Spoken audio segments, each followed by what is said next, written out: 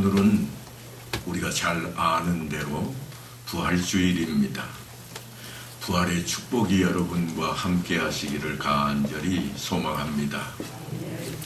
예수님의 시신이 장사 지내지고 맨 처음 예수님의 무덤으로 달려갔던 막달라 마리아의 부활의 주님을 만나는 이 사건은 정말 감격스럽다, 그렇게 말할 수 있을 것입니다.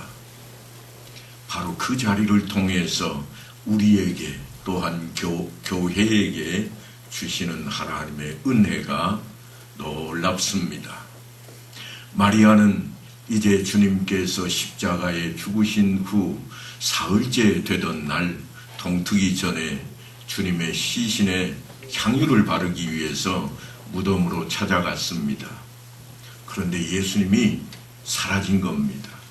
시신이 없어진 것을 본 그녀는 매우 슬퍼하며 울기 시작했습니다. 예수님께서 곁에 서 있는데도 불구하고 예수님을 알아보지 못했습니다. 예수님께서 마리아야 하고 부르셨을 때에서야 비로소 주님의 음성을 알아듣고 선생님이여 하고 그 부름에 대답하고 있는 모습입니다. 예수님을 만난 그녀는 그 기쁨을 제자들에게 가서 전하기 시작했습니다. 부활하신 주님을 만난 그 여인의 기쁨이 오늘 우리들의 기쁨이 되기를 간절히 소망합니다. 마리아는 그 누구보다 먼저 무덤으로 달려갔던 사람입니다. 그가 무덤으로 간 이유는 예수님의 시신에 향유를 바르기 위함이었습니다. 우리하고는 장례 문화가 조금 달라서요, 이들은 사람이 죽고 나면 돌무덤에 안장을 해놓고 돌문을 그냥 가려만 놓습니다. 여러분들이 잘 아시는 대로 회칠한 무덤이라 하는 그 의미는 사흘이 지난 뒤에 회로 그 돌문을 발라서 움직이지 못하게 냄새가 나지 않게 하는 그 기간입니다. 그러니까 그러기 전에, 돌문에 회칠을 하기 전에 사람들은 가서 시신에 향유도 바르고 또한 그곳에 자신들의 신앙을 온전히 따라서 장례 절차를 치르곤 했습니다. 바로 이처럼 막달라 마리아가 그 향유를 준비했는데 누가가 이렇게 기록해 놓았습니다. 갈릴리에서 예수와 함께 온 여자들이 뒤를 따라 그 무덤과 그의 시체를 어떻게 두었는지를 보고 돌아가 향품과 향유를 준비하더라. 계명을 따라 안식일에 쉬더라. 예수님을 얼마나 사랑하는 사람들이었는가 잘 보여주는 장면입니다. 그런데 정작 무덤에 와서 봤더니 돌문이 열려 있습니다. 돌문만 열려 있는 게 아니라 안에 들여다봤더니 예수님의 시신이 사라져 버렸습니다. 그래서 대성통곡을 합니다. 그녀는 누가 무덤에 돌을 옮기고 시신을 옮겨가 버린 줄로만 알았습니다. 천사들이 이르되 여자여 어찌하여 우느냐, 이르되 사람들이 내 주님을 옮겨다가 어디 두었는지 내가 알지 못함이니이다. 이 여인은 시신을 찾아왔다가 시신이 없자 통곡을 하고 있습니다. 이 모습이 우리가 오늘을 살아갈 때에 우리의 신앙과 우리의 삶 가운데 아이러니한 문제로 등장을 합니다. 왜냐하면 막달라 마리아는 자기가 생각했던 대로 예수님의 시신이 그곳에 없어서 울고 있습니다. 예수님의 시신이 있었더라면 어찌했을까요? 향품을 가지고 예수님의 시신에 잘 바르고 그 시신이 잘 썩어서 유골을 나중에 자신들이 잘 보존할 그런 생각을 했을 것입니다. 그러니까 왜 슬퍼하고 있는가 하면 보여야 할 것이 보이지 않기 때문입니다. 당연히 보이리라 생각을 했는데 보이지 않기 때문에 지금 슬퍼하고 있습니다. 그때 막달라 마리아와 우리가 전혀 다르지 않다 할 것입니다. 왜냐하면 우리는 우리 앞에 있어야 할 것이, 기대하는 것이 있지 않으면 슬퍼합니다. 손에 쥐어야 할 것이 눈에 보이지 않으면 우리는 슬퍼합니다. 사실은 보이지 않는 것 때문에 슬퍼할 것이 아니라 자신의 믿음이 없음을 인하여 이 여인은 울어야 했습니다. 왜냐하면 예루살렘의 딸들아, 나를 위하여 울지 말고 너희와 너희 자녀를 위하여 울라. 예수님께서 일찍이 자신이 죽었다가 살아날 것과 그리고 부활할 것을 이미 그들에게 말씀하시고 이어서 하셨던 말씀입니다. 인자가 많은 고난을 받고 장로들과 대제사장들과 서기관들에게 버림받아 죽임을 당하고 사흘 만에 살아나야 할 것을 비로소 그들에게 가르치시되, 그러니까 이들이 못 들어서 그런 게 아닙니다. 들은 정도가 아니라 배웠습니다. 예수님이 가르치셨다고 그렇게 지금 누가 기록을 하고 있는가 하면 마가가 기록을 해놓고 있습니다. 그들은 분명히 들었고 배웠습니다. 그런데 아무도 생각을 하지 않습니다. 예수님의 제자들 또한 함께 했던 여인들은 다 들었고 배웠지만 이미 잊어버렸습니다. 누가 생각하고 있는가? 로마의 병사들과 제사장들은 그 말씀이 두려워서 지키게 만들고 있습니다. 혹시라도 무슨 일이 벌어질까봐 가서 지키라. 굳게 지켰다. 성경 그렇게 우리에게 들려줄 정도입니다. 그러니까 찾으려고 했던 그 시신 때문이 아니라 믿음이 없음을 인하여 이날 제자들과 이 여인들은 울어야만 했습니다. 예수님의 시신이 없어진 것에만 온 신경이 쓰였던 이 여인은 정작 예수님이 자기 옆에 나타났는데도 몰라봅니다. 예수께서 서 계신 것을 보았으나 예수이신 줄은 알지 못하더라. 다른 성경에는 동산지기인 줄 알았다. 그렇게 표현을 합니다. 그녀가 그토록 찾았던 예수님 곁에 서 계셨지만 알아보지를 못했습니다. 그녀가 찾은 것은 예수님의 시신이지 살아계신 예수님을 찾고 있지 않았다고 하는 것입니다. 우리가 예수를 믿고 살아간다 하면서도 우리가 과연 찾고 있는 것이 무엇인가? 세상에서 우리 손에 쥘 수 있는 것, 세상에서 우리 눈에 보이는 것만 찾고 있으니 사실은 하나님 나라, 하나님의 말씀은 우리 눈에도 우리 귀에도 들어오지 않는다고 하는 것을 지금 교훈하고 있다 할 것입니다. 우리만이 아닙니다. 옛적에 자기 땅에 오매 자기 백성이 영접하지 아니하였다. 요한이 유대인들을 향해서 그렇게 외쳤던 적이 있습니다. 참으로 슬픈 일입니다. 왜냐하면 메시아를 대망했던 유대인들, 메시아가 오실 것이라고 확신했던 그들이 예수님이 이 땅에 오셨음에도 알아보지도 못했습니다. 왜냐하면 그들은 정치적인 메시아를 기대했기 때문입니다. 그들을 로마의 압제에서 건져내실 그러한 예수님으로만 생각을 했습니다. 창칼로 무장을 하고 다 쓸어버리고 없애버리고 유대라고 하는 나라를 높이 세워줄 것만 생각을 했으니 오신 예수님을 알아볼 수 없었다고 하는 것입니다. 그러니까 오늘 시신을 찾고 있는 마리아가 예수님을 곁에 모시고도 알아보지 못한 것은 전혀 이상하게 보일 만한 일이 아닌 것입니다.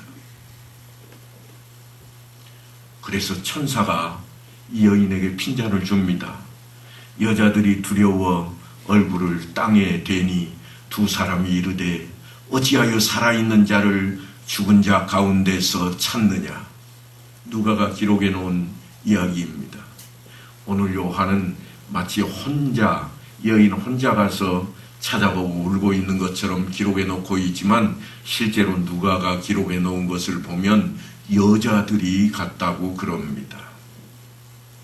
그러니까 내가 생각하는 예수님이 아니라 주님의 나타나심을 그 모습 그대로 원하는 성도들이 되어야만 할 것입니다. 살아계신 주님을 찾아야 할 때에 죽어있는 예수, 시신 예수를 찾고 있으니 그들이 만날 수도 없고 불행할 수밖에 없는 것입니다. 사람의 주관적인 생각은 때로는 사람을 옳지 못한 길로 인도해 갈 수도 있음을 여실히 보여주고 있는 장면입니다. 부활하신 주님이 나타났음에도 그들은 알지를 못했습니다. 엠마오로 가던 두 제자도 주님과 동행하고 있지만 여전히 몰라봤습니다. 아집과 감정에 쌓이면 우리가 예수를 잘 믿는다고 외치고 있지만 주님을 알아볼 수 없는 모습에 그 함정에 빠질 수도 있습니다. 정욕과 슬픔의 함정에 빠져버리면 우리는 내가 잘 믿고 있다고 생각하는 예수님을 알아볼 수가 없게 되어버립니다. 마리아는 열심히 있던 인물입니다. 이 여인들은 정말 지극정성을 다하는 믿음과 신앙의 모습을 가지고 있는 사람들이었습니다. 그런데 정작 주님을 보고도 알아보지 못했습니다. 우리가 이런 식으로 신앙생활을 하고 있지는 않은지, 우리가 열심히 있고 정말 열심히 특심이 되어 있지만 정작 주님을 만나지 못하고 있지는 않은지 우리는 자신의 믿음과 신앙을 돌아봐야만 할 것입니다. 부활하신 주님, 그 주님을 우리가 어떻게 찾아야 할 것인가?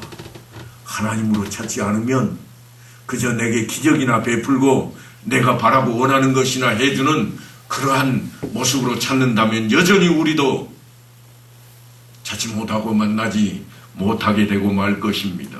그래서 주님께서 늘 하셨던 말씀이 뭔가 하면 귀 있는 자는 들을지어다. 제대로 듣고 제대로 찾으라고 늘 말씀을 해오셨습니다. 오늘 본문에도 보면 다름 아닌 천사가 이 여인에게 여자여 어찌하여 울며 누구를 찾느냐.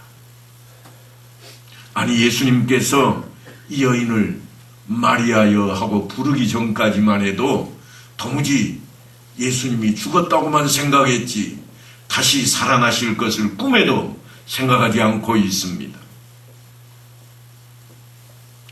그들만 그런 게 아닙니다. 사실은 우리에게 복음을 전도하는 전도의 왕이라 여겨지는 바울 사도마저도 다메섹 도상에서 주님을 만났을 때에 그때서야 비로소 주님을 알아봤습니다. 그 전까지 그는 정말 열심히 특심이었고 하나님을 온전히 믿는다고 율법대로 살았다고 자청하던 그런 인물이었습니다. 그런데 그가 땅에 엎드러져 들음에 소리 있어 이르시되 사울아 사울아 네가 어찌하여 나를 핍박하느냐. 아니 바울만 그런 게 아닙니다. 떨기나무 사이에서 불꽃을 보았던 모세도 그러했습니다. 이 땅은 거룩하니 네가 네 발의 신을 벗으라. 그때서야 비로소 하나님이 주인이시오 자기가 하나님의 종인 것을 깨닫게 되었습니다. 지금도 주님께서는 우리를 부르고 계십니다. 시신이 없어졌다고, 아니 내 눈에 내가 원하는 것을 손에 쥐지 못했다고, 하나님께서 내가 기도하고 그렇게 원하고 있는데 그것을 내게 보여주지 않았다고, 그것만 찾고 있는 우리에게 마리아에게 들려주셨던 주님의 음성이 들려져야만 할 것입니다. 주님께서 마리아를 부르셨던 이유가 성경에는 이렇게 기록이 되어 있습니다. 요한 사도가 기록하기를 너는 내 형제들에게 가서 이르되 내가 내 아버지 곧 너희 아버지 내 하나님 곧 너희 하나님께로 올라간다 하라. 주님께서 승천하실 것을 전하라고 이야기하고 있습니다. 승천을 알리라는 말씀인데 주님께서 승천해야 되려면 먼저 한 사건이 있어야 됩니다. 그게 뭔가 하면 죽었던 사람이 살아나야 됩니다. 죽은 사람을 가리켜서 승천한다 말하지 않습니다. 살아있기에 승천한다 하는 표현을 쓰고 있는 것입니다. 그러니까 부활의 소식을 먼저 전해야만 주님이 승천하신다고 알릴 수가 있게 되는 것입니다. 내 형제들에게 갈릴리로 가라 하라. 거기서 나를 보리라. 나를 보게 될 것인데 내가 승천하기 전에 그들을 보겠다고 이야기해라. 이게 무슨 말씀인가 하면 부활하신 주님을 마리아를 통해 전하게 하고 있습니다. 막달라 마리아가 가서 제자들에게 내가 주를 보았다 하고 또 주께서 자기에게 이렇게 말씀하셨다 이르더라. 사랑하는 성도 여러분, 더 이상 우리의 신앙이, 우리의 믿음이 시신을 안장하고 있는 무덤을 향해 있어서는 안 되겠습니다. 무덤을 향한다 하는 이 말씀은 세상 것을 향한다, 그런 표현입니다. 세상 것, 눈에 보이는 것, 손에 쥐어야 할 것을 향해 있다면 우리의 믿음과 신앙은 온전하지 않다고 하는 것입니다. 우리는 늘 그것 때문에 웁니다. 주님 이거 필요합니다. 울고 주님 이렇게 해주셔야 되겠습니다. 엎드려 통곡을 합니다. 하지만 오늘 성경 말씀은 부활의 날을 통해서 주님이 어떤 분이신가? 살아계신 하나님이라. 세상 것을 가지고 찾지 말라고 우리에게 외치고 교훈하고 있는 말씀입니다. 왜냐하면 주님께서 부활하셨기 때문이요. 그 부활은 우리의 부활을 알려주고 있기 때문입니다. 그러니까 우리는 주님의 방식대로 구원의 주님을 찾아야만 합니다. 세상적인 방식으로 그저 우리 눈에 보이는 기적과 우리 눈에 보이는 어떤 손에 잡을 것을 향해 달려갈 것이 아니라 주님께서 말씀하신 대로 우리는 주님을 찾을 만한 때에 찾아야만 되겠습니다. 갈릴리로 가라. 거기서 나를 보리라. 갈릴리는 사실 예루살렘에서 먼 거리입니다. 죽은 사람이, 시신이 옮겨갈 수 있는 자리가 아닙니다. 왜냐하면 무덤을 그렇게 먼 곳에 쓰지 않기 때문입니다. 그런데 그곳에서 나를 볼 것이라. 이 말씀은 만나야 그분을 전할 수 있을 것이라 우리에게 보여주는 장면이라 할 수 있습니다. 우리가 해야 할 일이 뭔가 부활이 있느냐 없느냐 그 논쟁을 할 것이 아니라 부활의 주님을 전하는 자리에 있어야 되겠다고 하는 것입니다. 논쟁은 더 이상 우리들의 것이 아닙니다. 믿음은 논쟁의 거리가 아닙니다. 믿음과 신앙은 논쟁의 거리가 아니라 그대로 따르고 말씀 앞에 순종하는 것이라 말할 수 있습니다. 사랑하는 성도 여러분, 비록 우리가 연약하고 부족하고 힘이 없지만 마리아처럼 우리의 열심이 세상을 향해 있을지라도 여전히 주님을 만나는 자리로 나아가서 만나고 주님의 음성을 들을 뿐만 아니라 전하는 그러한 자리에 있게 되기를 간절히 축원합니다.